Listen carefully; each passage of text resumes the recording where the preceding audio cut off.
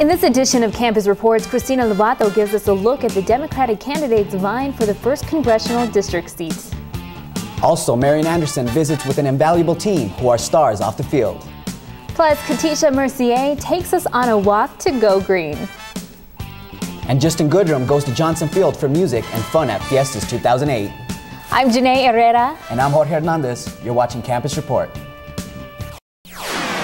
Local coverage. Student perspectives.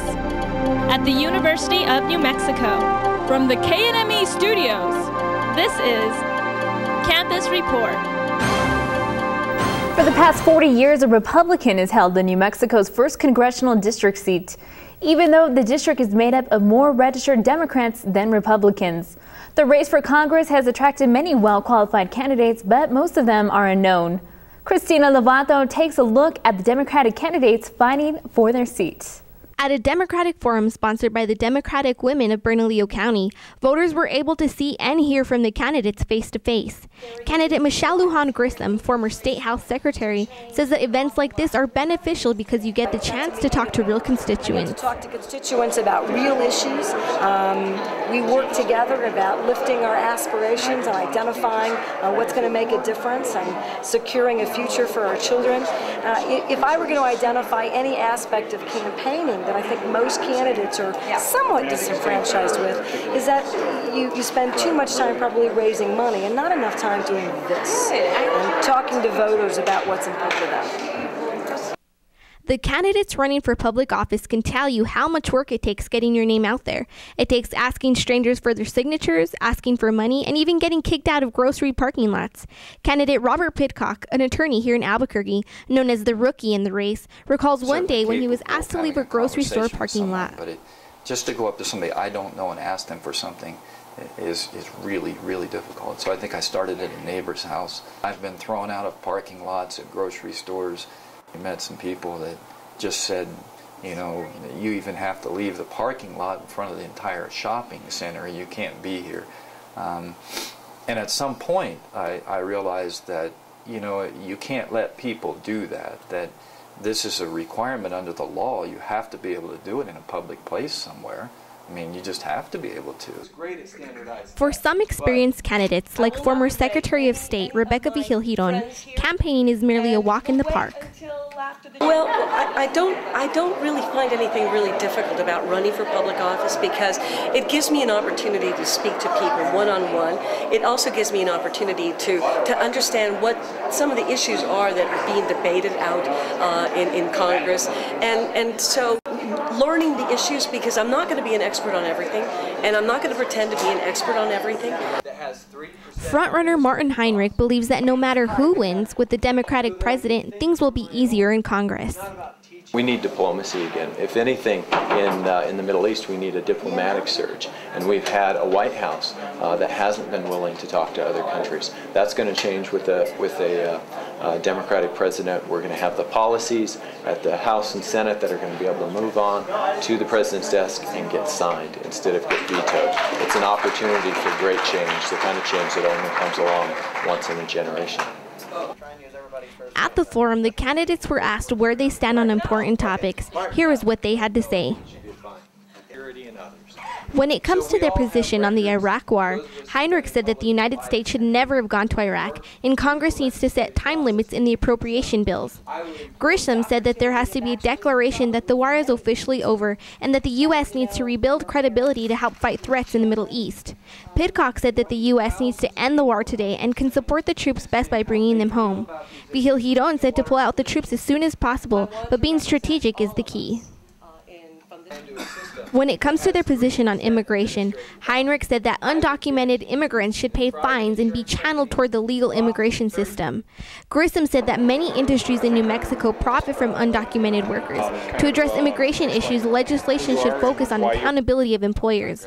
Pidcock said federal laws should be changed to reflect the desire of immigrants to come to the United States. He also said Arizona's attempts to solve this problem, taking business licenses from businesses found to have undocumented workers, is a good start at addressing illegal immigration. Vigil-Giron says that securing our borders is most important and the government needs to respect those who are already here. The Democratic pre-primary selection will be held in Rio Rancho on March 15th, when delegates will choose who's eligible for the official Democratic candidacy. The primary election will be held June 3rd. In Albuquerque, New Mexico, I'm Christina Lovato. For years, New Mexicans have put Lobo sports at the center of attention. And as athletes take the spotlight, there are people in the background who work to keep them strong. Marian Anderson reports on how athletic trainers are an essential part of UNM athletics. It's spring, and while some sports are in full swing, others are preparing for next season. And as Lobo athletes take center stage, people behind the scenes work hard to keep things moving. Athletic trainers are vital to the sports community. From taping ankles to intense injury rehab, they're there to keep athletes healthy. The Toe Diem Athletic Facility is home to UNM athletic trainers, and veteran trainer David Binder runs the show. I've been a trainer for 38 years. My job is just to be available for the athletes should they need anything. But his job isn't limited to helping athletes. Binder has a daily meeting with football coaches to discuss players' injuries. I have to meet with the coaches on a daily basis during the fall. At that time, I submit an injury report to them, and we discuss the injuries of the day and who can practice and who can't practice is typically what happens. For an injured athlete, even the simple task of raising your arm can become difficult. But with the help of UNM athletic trainers, these tasks can be as simple as they were before the injury. The biggest difference between like high school and college is if you're hurt, you have like a set regimen of when you have to go in, the rehab that you have to do, so the trainers help out a lot. While sports at UNM gain popularity, the training program is no different. 39 students and 9 graduate assistants look forward to a career in the world of athletic training. Graduate assistant Amy Beckman says the best part is seeing an injured athlete back on the field. Favorite thing is just working with the athletes. All the athletes are awesome, and really seeing someone go from having a really big injury and rehabilitating them and getting them back on the field. Come rain or shine, ankle sprain or shoulder tear, help for the Lobos comes in the form of an athletic trainer. This is Marian Anderson reporting. Reporter Marian Anderson now joins us. Marian, welcome. Hi, thanks for having me. So what's a typical day like for a trainer? There really is no typical day. Head athletic trainer David Binder, who I talked to in my package, he's at the school about 12 to 14 hours a day, so it's a really busy job, and he's there 7 days a week. And he goes to practices, he also goes to the games, and when they're out of town, the football team, he goes out of town with them. For younger trainers, they're just kind of rotated from different responsibilities, like working with the athletes and then doing behind-the-scenes stuff at games, so it's really on a rotational basis. Do the players find this really beneficial, or the athletes? They do. I talked to a few of them, and it's just really helpful for them because they give them a specific regimen, what they have to do, and without the trainers, they really wouldn't know what to do for their injury to rehabilitate. So how does the funding work for the program? David Binder said that it's mostly, he draws up the funding for the program.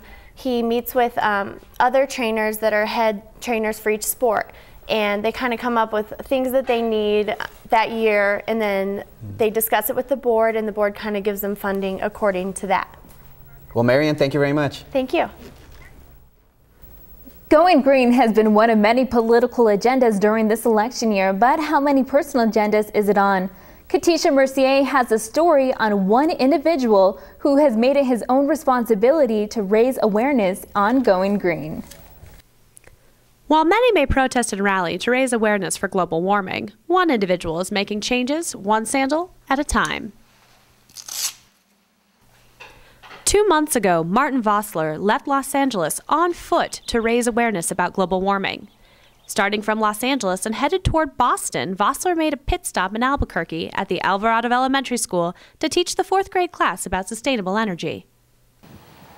There is for me one big priority question today. How can we keep this wonderful planet inhabitable? And the answer to this question for me is the sun. It's solar energy in all its forms, it's energy efficiency. So Vossler started by asking the students, why is the Earth so important? Because it has lots of water. It has water. What it has in addition? Life. It's amazing, you're in this huge universe. There is this little ball with life. Life and the quality of it is what Vossler is trying to protect with Solar Walk 2008. But there was a particular project before this that first got Vossler involved. In 1975, there was a project to build a nuclear power plant about 8 miles from the center of Basel in Switzerland. And that made me politically active. I just wanted to help to stop this project, and with a lot of other people who even occupied the territory, we could stop this project. And they did. So now, with Solar Walk 2008, Vossler set out to achieve another success. To not only get to Boston, but to teach the Alvarado Elementary 4th graders to just walk it off rather than hop in a car. And I would like to give you an example of energy efficiency. This solar energy that we have to promote has to always be combined with energy efficiency. Vossler is raising awareness about global warming and spreading the news about sustainable energy one step at a time. His estimated arrival in Boston is September 1st, and his progress can be monitored online at www.martinvossler.ch. This is Katisha Mercier reporting. Fiestas has been a music event for all UNM students to look forward to, but in recent years, the event has teamed up with the community event Spring Storm to attract more participants. Justin Goodrum reports. After a tough morning of helping the community, UNM students gathered on Johnson Field on Saturday, April 19th to watch various musical acts at the 2008 Fiestas. From bluegrass music to African dance, the Fiestas event offered a unique music experience. Head volunteer of the ASUNM Community Experience, Aaron Anderson, hopes to put on more events tied into helping the community surrounding UNM. Working up to this, kind of towards the end of the year, towards the end of the school year, we'd have, maybe we'd have like tons of slightly smaller events happening, but ones that are just as helpful as well to every month or so, or heck, maybe even sometime in the future we may even have them every couple of weeks or so. Besides music, Fiestas also offered free food for Spring Storm volunteers, vendors, and other activities. Event organizer Paul Spella says the partnership between Fiestas and Spring Storm hopes to get students to volunteer and then enjoy free music. Just a couple of years ago, Spring Storm and Fiesta started to partner up so that we could get more of a turnout to both events, have all the attendees go volunteer and then come here. And you don't have to volunteer to come here, and you don't have to come here if you're a volunteer. ASUNM Senator Molly McGuire Marshall hopes Fiestas will get students to go to other ASUNM-sponsored events. Student Special Events puts on a lot of concerts for students, as well as a lot of other fun stuff. They bring in speakers, they bring in comedians, really cool stuff. Even though Fiestas has been an annual 30-year event, organizers often find it difficult to attract big musical acts because of their high price tag. The money issue, man. We're only allotted a certain budget and stuff like that. And compared to schools like USC, UCLA, they put on music festivals that are 3 days long with all these world-renowned acts. This is Justin Goodrum reporting. I wonder if Al Hurricane was there. He's the guy with the eye patch, right? Yeah, it's him. Exactly. If you think Fiestas, you think Sparks, you think El Hurricane, right? Definitely. I love that.